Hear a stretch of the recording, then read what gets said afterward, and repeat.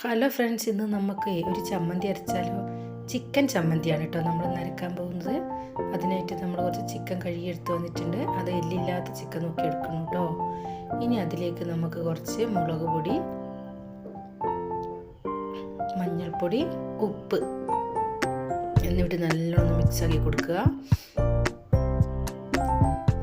കൊടുക്കുക കേട്ടോ. എന്നിട്ട് നമുക്കൊന്ന് ഫ്രൈ ചെയ്തെടുക്കണം കേട്ടോ. ഫ്രൈ ചെയ്തെടുക്കാം കേട്ടോ. ഇപ്പോൾ നമ്മളൊന്ന് ഫ്രൈ ചെയ്തെടുക്കുന്നുണ്ട്.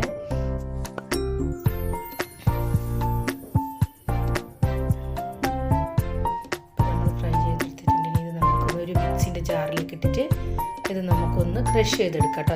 അതായത് നല്ലോണം അരയാണ്ട, നല്ലോണം അരയാത്ത ഇതാ നമ്മൾ ഇടിച്ചക്കൊക്കെ ഉണ്ടാക്കില്ല എന്നതുപോലെ തന്നെ നമുക്കിതൊന്ന് ക്രഷ് ചെയ്തെടുക്കാം കേട്ടോ. ഇനി നമ്മൾ അതിലേക്ക് വേണ്ടത് തേങ്ങ, ചെറിയുള്ളി, വെളുത്തുള്ളി, കുറച്ച് പുളി എന്നിവ എടുക്കുക. ഇനി നമ്മൾ ആ നേരത്തെ ഫ്രൈ ചെയ്തെടുത്ത അതിലേക്ക് തന്നെ, ആ പാനിലേക്ക് തന്നെ നമ്മൾ തേങ്ങയും ചെറിയുള്ളിയും വെളുത്തുള്ളിയും കൂടി ഇട്ടെടുക്കുക.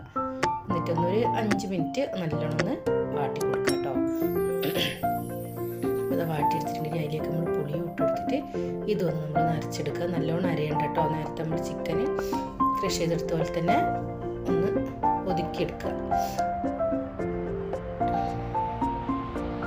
നല്ല അടിപൊളി ചമ്മന്തിയാണ് കേട്ടോ. തേങ്ങയിൽ നമ്മൾ വേണമെങ്കിൽ കുറച്ച് ഉപ്പ്, കുറച്ച് നമുക്ക് മുളക് പൊടി, ആവശ്യത്തിന് എരിവ് കുറച്ച് കൂടുതലുള്ളതാണ് ഈ ചമ്മന്തിക്ക് ടേസ്റ്റ് കിട്ടും.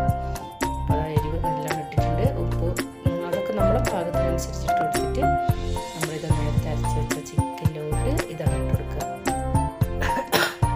ഇനി നമുക്കിത് നല്ലോണം മിക്സ് ചെയ്തെടുക്കണം കേട്ടോ. നമ്മളെ കൈനെ കൊണ്ട് തന്നെ നല്ലോണം ഇങ്ങോട്ട് മിക്സ് ചെയ്തെടുക്കുക. ചമ്മന്തി നല്ല ടേസ്റ്റ് ചമ്മന്തിയാണ് കേട്ടോ. നമ്മൾ ദോശയ്ക്കും അതുപോലെ ചോറിനും ഒക്കെ നല്ലതാണ്.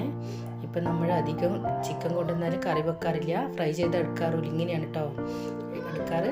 ഇതാണ് അപ്പോൾ അടിപൊളി ചിക്കൻ ചമ്മന്തി റെഡി.